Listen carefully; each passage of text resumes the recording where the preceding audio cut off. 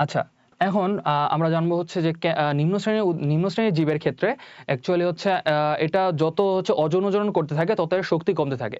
তো এটার জীবনী শক্তি পুনরায় ফিরিয়ে আনার জন্য আমাদের এটার যৌনজনন করা লাগে। এখন যৌনজনন করতে গেলে এরা একটা হচ্ছে ইভোলিউশনারি প্রসেসের মাধ্যমে ইভোলিউশনারি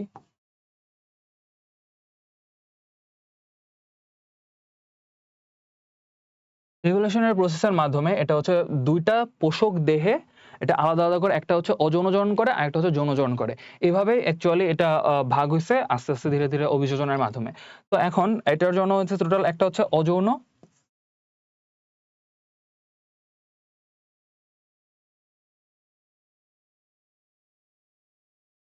একটা হচ্ছে অযৌন জনন, আরেকটা হচ্ছে যৌন জনন।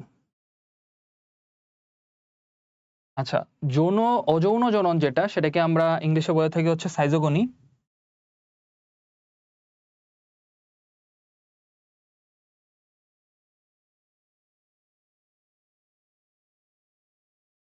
আর আর যৌন জননটাকে বলে থাকি হচ্ছে গেমিটোগনি।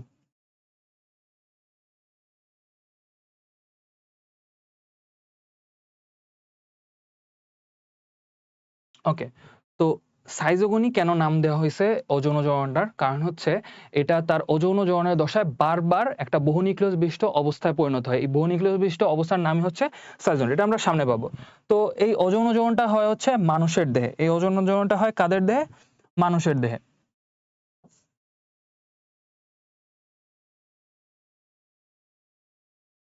মানুষের দেহে। আর মশকির দেহে হয় হচ্ছে এই যৌন জননটা। ওকে। তাহলে মানুষ আর মশকি আমরা ২ টা হচ্ছে ভেক্টর পাইলাম এদের প্লাজমোডিয়ামের জন্য। একটা হচ্ছে অযৌন জনন করবে, আরেকটা হচ্ছে যৌন জনন করবে। একটা হচ্ছে সাইজোগনি, আরেকটা হচ্ছে গেমিটোগনি। এখন সাইজোগনি, সাইজোগনির কথা যদি চিন্তা করি, সাইজোগনি হচ্ছে টোটাল আমাদের যে হচ্ছে যখন প্লাজমোডিয়ামটা হচ্ছে রক্তে আসে, তখন এটা হচ্ছে টোটাল ২ টা কোষকে ধ্বংস করার চিন্তা করে নিয়ে আসে। একটা হচ্ছে হেপাটোসাইট,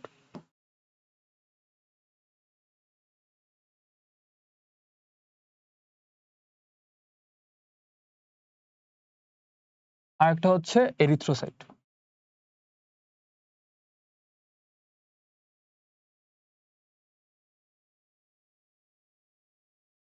আচ্ছা। তো হেপাটোসাইট আর এরিথ্রোসাইট। হেপাটোসাইট হচ্ছে আমাদের যকৃতের যে প্যারেনকাইমা কোষ সেটাকে আমরা হেপাটোসাইট বলে থাকি। আর এরিথ্রোসাইট হচ্ছে আরবিসি বা red blood cell of blood. তো এখন এই হেপাটোসাইটের ক্ষেত্রে যদি আমরা এটাকে হেপাটোসাইটকেও বলা হচ্ছে, হেপাটোসাইটে যদি যখন হচ্ছে এটা আক্রমণ করে সেটাকে বলা হচ্ছে হেপাটিক সাইজোগনি। আর হচ্ছে এরিথ্রোসাইটে যখন সেটা আক্রমণ করে সেটাকে বলা হচ্ছে এরিথ্রোসাইটিক সাইজোগনি। আচ্ছা, এখন হেপাটিক সাইজোগনি। হেপাটিক সাইজোগনিটা সবার প্রথমে সংগঠিত হয়, তারপরে হচ্ছে এরিথ্রোসাইটিক সাইজোগনি। তো হেপাটিক সাইজোগনিকে হচ্ছে ২ ভাগে ভাগ করা হয়।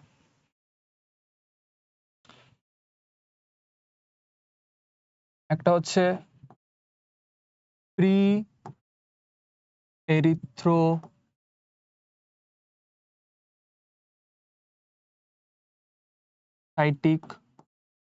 সাইজোগনি, আরেকটা হচ্ছে এক্সো এরিথ্রোসাইটিক সাইজোগনি। আচ্ছা, এই টোটাল ২ টা ভাগে আমি হচ্ছে হেপাটোসাইটের যে সাইজোগনিটা হয় সেটাকে আমরা ভাগ করতে পারি। তো এখন কেন আমরা ২ টা ভাগে ভাগ করলাম? কারণ এই ২ টা প্রসেসের মধ্যে একটা জায়গায় আ এখানে হচ্ছে সাইজোন ২ বার তৈরি হচ্ছে। তো এই ২ টাকে আমরা আলাদা করে ব্যবহার বা আলাদাভাবে ডিনোট করার জন্যই আমরা হচ্ছে অ্যাকচুয়ালি ২ টা ভাগ করে থাকি। এখন প্রি কেন আর এক্সো কেন? প্রি আমরা কি প্রিপোজিশন এর নাম শুনছি, তাই না? প্রিপোজিশন। প্রিপোজিশন মানে হচ্ছে নাউন বা প্রোনাউনের আগে কিছু একটা যেটা বসতেছে। তো এই ক্ষেত্রে হচ্ছে আমি প্রি ওয়ার্ডটা ইউজ করতেছি। তো এই প্রি এর এখানের যে প্রি মিন করে যে এটার সামনে, ঠিক এখানের প্রিটাও সেম মিন করে যে এটা হচ্ছে এরিথ্রোসাইটের সামনে, এরিথ্রোসাইটিক সাইজোগনির সামনে। আর হচ্ছে এক্সো এরিথ্রোসাইটিক সাইজোগনি যেটা, এটা হচ্ছে ধরো হচ্ছে এটা একটা ঘর, এটা ধরো হচ্ছে এরিথ্রোসাইটিক সাইজোগনি। তো এরিথ্রোসাইটিক সাইজোগনির একদম নিকটে যেটা, সেটা হচ্ছে এক্সো এরিথ্রোসাইটিক সাইজোগনি। আর ধরো এর পাশ থেকে দূর থেকে একটা রাস্তা রাস্তা যাচ্ছে। তো এটাকে আমরা বলতে পারি হচ্ছে প্রি এরিথ্রোসাইটিক সাইজোগনি। মানে যতই সামনে যাচ্ছি ততই হচ্ছে আমি এরিথ্রোসাইটিক সাইটোকিনের দিকে আগাচ্ছি। এই কারণে হচ্ছে এইভাবে আমরা আলাদা করে নামকরণ করছি। আচ্ছা, এখন হচ্ছে প্রি এরিথ্রোসাইটিক সাইটোকিনি। আচ্ছা, প্রি এরিথ্রোসাইটিক সাইটোকিনিটা কিভাবে হয়ে থাকে?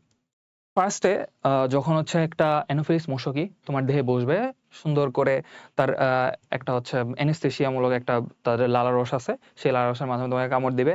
তারপরে এটা ব্লাডের মাধ্যমে within 30 to 45 মিনিটসের মধ্যে তোমার যকৃতে আসবে। আচ্ছা, এখন যে সময় যকৃতে আসলো, যকৃতে আসার পরে এখন সেটাকে তো যকৃতের ভিতরে ঢুকতে হবে। এখন সে যদি এত বড় হিসেবে আ হয়ে ঢুকে, কারণ যেটা স্পোরোসাইট থাকে সেটা একটু বড় থাকে। তো এটা এত বড় হিসেবে তো ঢুকতে পারবে না। এই কারণে সে হচ্ছে টোটাল ৩ টা কাজ করবে। একটা হচ্ছে তার ধরো অ্যারাউন্ড এরকম একটা স্ট্রাকচার আছে তার। তো এই স্ট্রাকচার থেকে সে হচ্ছে তার যে ২ টা কোণা আছে, ২ টা মেরু করবে। তো এরকম ২ টা মেরু করবে হচ্ছে কোণাকৃতির। আর হচ্ছে মাঝের জায়গাটা হচ্ছে স্ফীত করবে। আচ্ছা, স্ফীত করলো আর এটার নিউক্লিয়াসটা ঠিক মাঝ বরাবর থাকবে। এটা হচ্ছে যকৃতে প্রবেশের যে পদ্ধতি তার। এটা এরকম করলে হয় কি যে এখানে তার কিন্তু সারফেস এরিয়াটা খুবই কমে গেছে। তো এই কারণে সে যে সময় হচ্ছে হেপাটোসাইটে ঢুকতে যাবে তখন তার তেমন একটা বেগ পাইতে হবে না। এখানে তার সারফেস এরিয়াটা কমার কারণে সে খুবই অল্প জায়গা দিয়ে তার নিজের যে নিউক্লিয়াস এবং কোষের যে প্লাজমা লেমা সহ যা আছে পুরোটা কিন্তু এর ভিতরে সহজে ঢুকে যাচ্ছে। তো এটা হলো প্রথম। তারপরে হচ্ছে ক্রিপ্টোসাইট।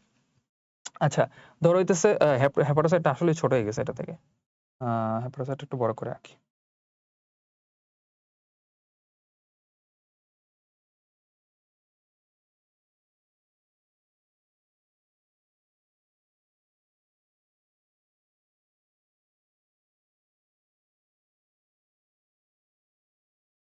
আচ্ছা, হেপাটোসাইট।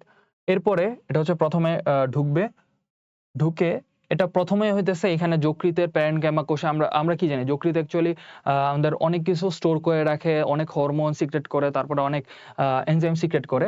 তো এই যে এখানে যে স্টোরেজ হিসেবে যা কিছু রাখছে এই সবগুলো হচ্ছে এই এই যে নতুন আমাদের এই ইয়াটা আসলো, প্লাজমোডিয়ামের যে জীবাণুটা আসলো সেই জীবাণুটা এখন তখন যা খাবার দাবার আছে সবগুলোকে গ্রহণ করা শুরু করবে। তো এটাকে যদি গ্রহণ করা শুরু করে তো এটা হচ্ছে একটা নতুন নাম দিব এটাকে আমরা। তখন সেটা খেয়ে একটু গোলগাল হয়ে যাবে। খাওয়া দাওয়া করে একটু গোলগাল হয়ে যাবে, যেহেতু বেশি বেশি খাওয়া দাওয়া করলে ফ্যাট ফ্যাট হচ্ছে, তো এটা হচ্ছে বেশি গোলগাল হয়ে যাবে। এরপর এটাকে নাম দিব হচ্ছে আমরা ক্রিপ্টোসাইট, ক্রিপ্টোজয়েড, সরি ক্রিপ্টোজয়েড। আচ্ছা, এখন এখন থেকে আমরা যে নামকরণগুলো করব এগুলোর নামের শেষে একটা করে জয়েড থাকবে। জয়েড মানে হচ্ছে একটা অ্যানিমাল বা অ্যানিমেলের একটা পার্ট। তো জয়েড মানে কি? জয়েড মানে হচ্ছে অ্যানিমেলের কোন একটা পার্ট, বা স্মল অ্যানিমেল বলতে পারো। অ্যানিমেল বা হচ্ছে এটার এর পার্ট। আচ্ছা, ঠিক আছে, তাহলে এখন থেকে আমরা যেগুলো পাবো সবগুলো হচ্ছে শেষে জয়েড থাকবে। তো এটাকে আমরা নাম দিব হচ্ছে ক্রিপ্টোজয়েড।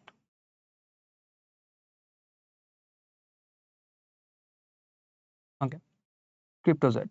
এরপর ক্রিপ্টোজয়েডের পর সে হচ্ছে খাওয়া দাওয়া করলো। এখন তার হতেছে সংখ্যা বৃদ্ধি করার সময়। সংখ্যা বৃদ্ধি করলে কি বলছিলাম যে এটা হচ্ছে একটা বহুনিউক্লিয়াস বিশিষ্ট দশার সৃষ্টি করবে। বহুনিউক্লিয়াস বিশিষ্ট দশার নাম কি? সাইজন্ট। আচ্ছা, এখন আমরা আমরা পাবো হচ্ছে কি সাইজন্ট দশা।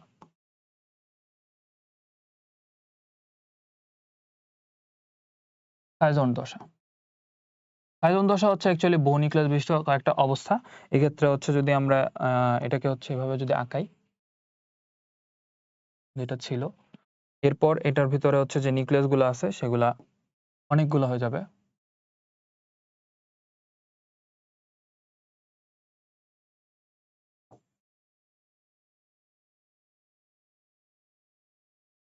হুম, আচ্ছা, তো এখন অনেক বহুনিউক্লিয়াস বিশিষ্ট যে দশা সেটাকে আমরা সাইজন দশা বলে থাকি। এরপর সাইজন দশার পরে সে হচ্ছে ক্রিপ্টো মেরোজয়েটে পরিণত হবে। এখন ক্রিপ্টো মানে হচ্ছে গোপন, আর মেরো মানে হচ্ছে একটা পার্ট অফ দ্যাট স্পিসিস অথবা পার্ট অফ দ্যাট অর্গান। তো এখন আমরা এটাকে যদি বলি আলাদা করে, তাহলে লিখে রাখি, ক্রিপ্টো মানে হচ্ছে গোপন,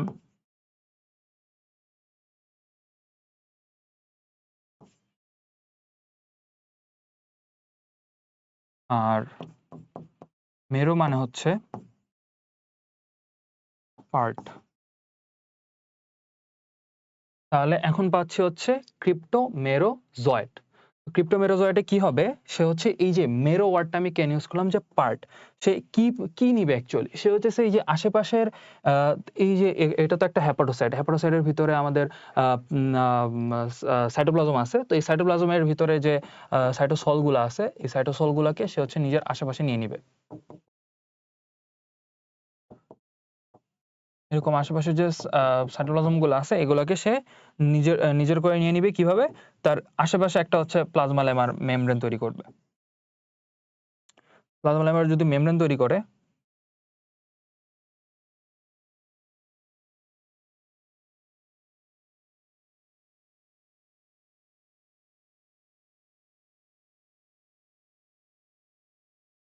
এটা হচ্ছে ক্রিপ্টোমেরোজয়েট দশা। ক্রিপ্টোমেরোজয়েট